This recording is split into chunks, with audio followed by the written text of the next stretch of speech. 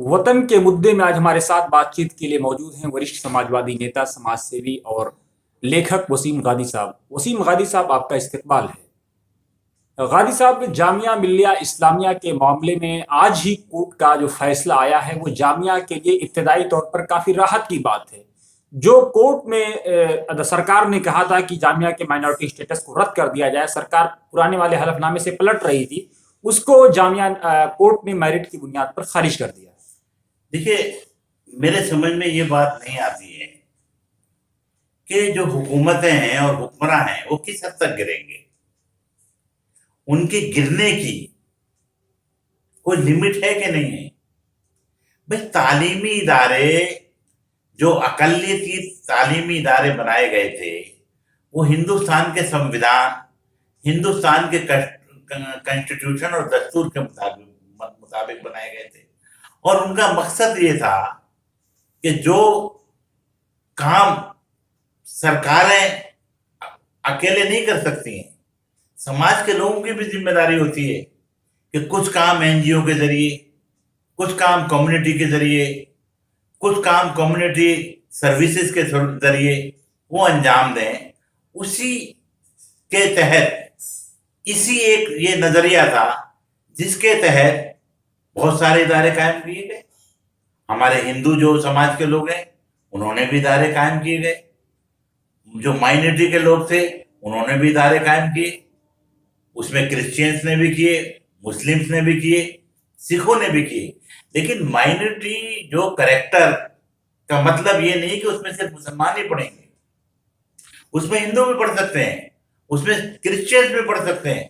और ऐसा अलीगढ़ में आपने देखा होगा कि बहुत सारे लोग हैं जो अलीगढ़ यूनिवर्सिटी से पढ़कर आए हैं और वो हमारे हिंदू भाई हैं, वो मिनिस्टर बने हैं, कैबिनेट मिनिस्टर बने हैं और वो इस मुल्क की खिदमत कर रहे हैं। अब आपको माइनॉरिटी, अगर किसी का इदारे का, यूनिवर्सिटी का कैरेक्टर है तो उसका मकसद आपको पता है नहीं। वो किस मकसद के तहत बने थे? वो इसलिए बने थे कि हुकूमत पर ज्यादा बोझ ना आए। लोग, कुछ इदारे सेंट्रल गवर्नमेंट चलाए, कुछ इदारे हमारी स्टेट गवर्नमेंट चलाए, कुछ इदारे माइनॉरिटी के लोग चलाएं।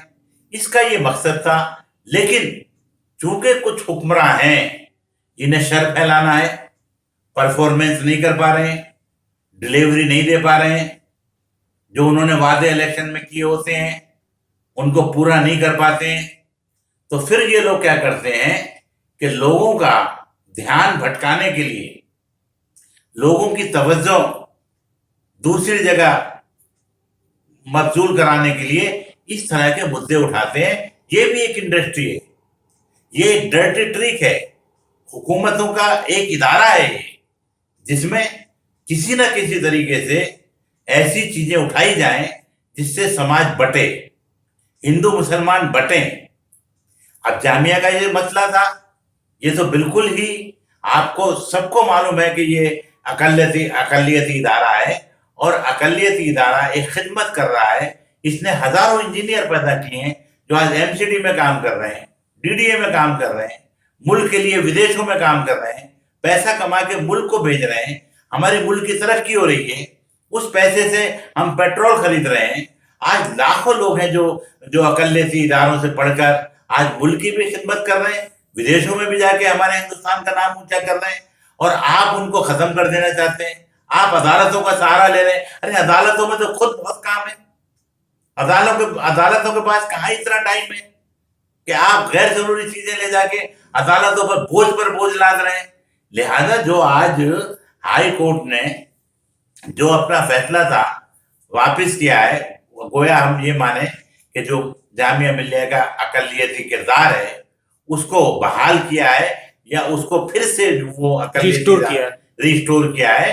तो ये मतलब ये तो हुकूमत का काम था कि इसको हमेशा के लिए डिक्लेयर कर दें, इसको गैजेट्स में ले आए, इसका ऐलान कर दें। वजीर आजम साहब हर चीज में तो बोलते हैं, और लेकिन जब काम की बात आती है, जब बलात्कार पे बोलना होता है, जब माइनॉरिटी का मुद्दा होता है, तो बन ठन के सूट बूट की सरकार ये विदेश चले जाते हैं। इनको बोलना चाहिए, इन्होंने कहा था सबका साथ सबका विकास। उन्होंने कहा था कि हम चाहते हैं कि एक हाथ में कुरान हो और एक हाथ में कंप्यूटर हो, तो वही तो काम ये माइनॉरिटी इदारे कर रहे हैं। और आप देखिए कि जो जो बेहतरीन एंकर्स हैं, आज अंजना ओम कश्यप हैं, आज आपकी जो बॉम्बे में मोनी राव हैं, शाहरुख खान है, आज जो आपकी जो बरखा दत्त हैं, वो सब बड़े बड़े आज जर्नलिस्ट यहाँ से पढ़ के आईपीएस हैं लोग। बहुत सारे आईपीएस ऑफिसर हैं जो यहाँ से निकले हैं, मुल्क की खिदमत कर रहे हैं। तो मैं ये समझता हूँ कि इन इन तमाम चीजों से हुकूमत को परहेज करना चाहिए, और जो माइनॉरिटीज इदारे हैं, चाहे वो क्रिश्चियंस के, चाहे वो सिखों के, चाहे मुसलमानों के, और चाहे वो हिंदुओं के भी अगर किसी इस तहत खोले गए हैं, language linguistic minority, linguistic base पर, जैसे कि तमिलनाडु है, आंध्रा है, तो उन ये इदारे शान है हमारी, हमारी जमहूरियत की ताकत है, हमारी शोभा बढ़ा रहे हैं, मैसेज जाता है मुल्क में। देखिए हिंदुस्तान में सही जमहूरियत है, यहाँ लोग अपने इदारे कायम करते हैं। तो आप इन इदारों को अब बिल्कुल भी डिस्टर्ब ना करें, इनको बल्कि आप इनको ताकत दें, इनको आप पैसा दें, इनको आप रिकॉग्नाइज करें, और आप एक लिस्ट बना दें, ministry of human resource development, जितने भी माइनॉरिटी इदारे हैं इनकी एक लिस्ट जारी करे, और ये कहे कि ये हमेशा के लिए ये माइनॉरिटी इदारे हो चुके हैं, इनके लिए ना कोई कोर्ट में जा सकता है, ना इन पे कोई उंगली उठा सकता है। और हमारे कौम के जो नौजवान हैं, अगर कोई मुसलमान पढ़ते हैं, हिंदू पढ़ते हैं, और वो खिदमत तो मुल्क की ही करते हैं, अगर ये बच्चे नहीं पढ़े होते तो क्या होंगे? दहशतगर्द बनेंगे, बलात्कारी बनेंगे, रेपिस्ट बनेंगे, समाज में जो है वो शर फैलाएंगे, नशाखोरी करेंगे, भगवा झंडा लेंगे, और गाय काउ लिंचिंग के नाम पर कत्लेआम करेंगे। इसलिए हम तो कहते हैं हमारे माइनॉरिटी इदारों में हमारे हिंदू भाई भी हैं, एक दूसरे से मिलके रहें, एक दूसरे को समझें और मुल्क को आगे बढ़ाएं। आप जो है नए इदारे कायम नहीं कर रहे, आप माइनॉरिटीज का इतना ज्यादा आप उनका गला घोट के रख रहे हैं कि उनको नए इदारे कायम करने में आप मदद नहीं कर रहे हैं, और जो पुराने इदारे हैं उनको आप खत्म करना चाहते हैं। तो ये मैं समझता हूं कि जमहूरियत की शान के खिलाफ है। गाजी साहब, मेरा आखिरी सवाल ये है कि पूर्व विदेश मंत्री सलमान खुर्शीद साहब ने कहा है कांग्रेस के दामन पर मुसलमानों के खून के धब्बे हैं, और बहसीते कांग्रेसी उनके दामन पर मुसलमानों के खून के धब्बे लगे हुए हैं। देखिए, हर बात का एक वक्त होता है। सवाल ये नहीं होता कि आपने क्या कहा, सवाल ये होता है कि आपने कौन सी बात कब कही। उसकी कदर जब होती है बात की, जब मैसेज जाता है कि जब वो सही वक्त पर सही बात की जाए। और मैं समझता हूं कि जो सलमान खुर्शीद साहब हैं, ये तो विदेश की बहुत बड़ी यूनिवर्सिटी से पढ़े हुए हैं, और जब ये पढ़कर आए थे तो इंदिरा जी ने इनको अपना ओएसडी बनाया था।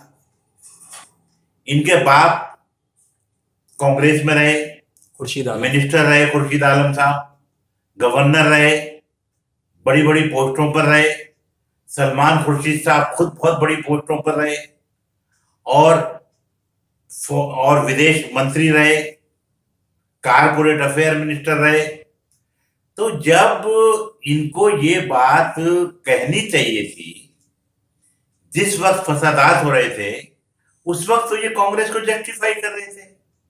जब सिखों का कत्लेआम हो रहा था दिल्ली में, उस वक्त भी ये खामोश बैठे हुए थे।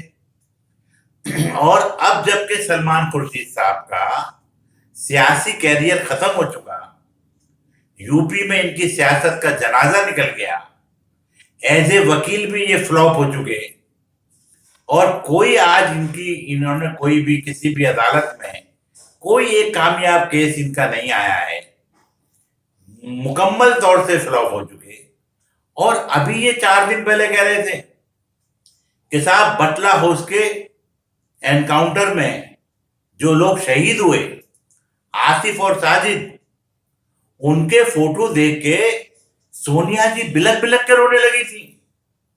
आप तो आज कल तक तो ये बात कर रहे थे, आज आप ऐसी बात जबकि ये मुल्क बहुत पुरआशेब दौर से इस वक्त गुजर रहा है और बीजेपी, आरएसएस और भगवा ब्रिगेड की पूरी तैयारी है कि चूंकि 2019 में कहने के लिए इनके पास कुछ नहीं है, इनका पॉलिटिकल एजेंडा फ्लॉप हो चुका है, गंगा साफ नहीं हुई, विकास हुआ नहीं, नौकरियां बनी नहीं, पकौड़े बेचने की नौबत आ गई, इंजीनियर और डॉक्टरों से और बीटेक से ये पकौड़े बिकवाना चाह रहे हैं, टॉयलेट बने नहीं, बलात्कार की मार स्त्रियों पर रुकी नहीं, महंगाई घटी नहीं, किसान हर 2 घंटे के बाद सुसाइड कर रहा है। और जब बीजेपी और भगवा ब्रिगेड हिंदुस्तान में बहुत ही भयानक फसादात करवाने की तैयारी में जुटे हुए हैं, उस वक्त सलमान खुर्शीद का ये अहमकाना बयान आना, ये बहुत ही एक काबिले मजम्मत उनका अमल है। और मुझे ऐसा लग रहा है कि या तो इनकी कोई भगवा ब्रिगेड से डील हो गई है, क्योंकि अभी एक इंपीचमेंट लाया गया और इंपीचमेंट पहले नहीं लाया गया था क्या? पहले इससे नहीं लाया था। और अरुण जेटली ने तो कहा था इंपीचमेंट लाना हमारा संवैधानिक अधिकार है, और सबसे पहले कौन लाई थी इंपीचमेंट? बीजेपी लाई। और जब कांग्रेस इंपीचमेंट लाई तो जिसकी अगुवाई कपिल सिब्बल कर रहे थे, सलमान खुर्शीद को करनी चाहिए थी, वहां पर भी जनाब ये जो है वहां पे भाग खड़े हुए, रण छोड़ हो गए, रण को छोड़ के भाग गए, मलाई खाते रहे। इनके वालिद मोहतरम भी मलाई कांग्रेस से खाते गए। और अब जब कांग्रेस के ऊपर बुरा दिन आया और अब हवा कांग्रेस के फेवर में चल रही है और आवाम हिंदुस्तान की चाहती थी इंपीचमेंट आना चाहिए, क्योंकि जस्टिस लोआ के मामले में हर आदमी शक की निगाह से देख रहा था। 4 जजेस जो सुप्रीम कोर्ट के बाइज्जत, उन्होंने हिंदुस्तान की तारीख में 4 ऑनरेबल जस्टिस ने उनको प्रेस कॉन्फ्रेंस करनी पड़ी। और प्रेस कॉन्फ्रेंस करने का मतलब क्या था? वो चाहते थे कि ये जो चीफ जस्टिस ऑफ इंडिया की जो वर्किंग है, उनका जो स्टाइल है, वो अवाम की अदालत में जाना चाहिए। और अवाम की अदालत में कैसे जाएगा? अवाम की नुमाइंदगी मेंबर ऑफ पार्लियामेंट करते हैं, और मेंबर ऑफ पार्लियामेंट की जिम्मेदारी थी कि इनका इंपीचमेंट आ रहा था तो सलमान खुर्शीद ने अड़ंगा डाला। उसके बाद बेमौका बोल रहे हैं कि हमारे दामन पर दाग लगे हैं। अरे तो माफी मांग लेते, दाग धुल देते, हम माफ कर देते। आप कह देते कि बाबरी मस्जिद जो गिरी वो हमारी गलती से गिरी, उसका ताला राजीव गांधी ने खुलवाया, वो हमारी भूल थी। उसके बाद जो फसादात हुए बाबरी मस्जिद डिमोलिशन के बाद, शरद पवार साहब ने करवाए जब वो कांग्रेस में थे, इनके चीफ मिनिस्टरों ने करवाए, उस पर माफी मांग रहे थे। अरे हमारा दिल तो इतना बड़ा है सलमान खुर्शीद साहब, हम माफ कर देते। आप एक बार माफी मांग लेते, हम माफ कर देते। लेकिन माफी तो आपने नहीं मांगी। आप तो कह रहे हैं कि खून के दाग लगे हुए हैं, जख्म और आपने हरे हमारे कर दिए। आपके इस कहने से मुझे ऐसा लग रहा है आप बीजेपी को ये मैसेज देना चाह रहे हैं कि चूंकि कांग्रेस के ऊपर दाग लगे हुए हैं, अगर 2-4 दाग आपके ऊपर भी लग गए तो कोई फर्क नहीं पड़ेगा। आप बीजेपी को उकसा रहे हैं कि हिंदुस्तान में फसादात हो, इसलिए आप माफी मांगे। और मैं राहुल गांधी से दरखास्त करूंगा कि सलमान खुर्शीद जैसे लोगों को फौरन पार्टी से निकालें, क्योंकि ये बेवक्त की जो इन्होंने बांसुरी बजाई है, इससे मुल्क को बहुत बड़ा नुकसान पहुंचा।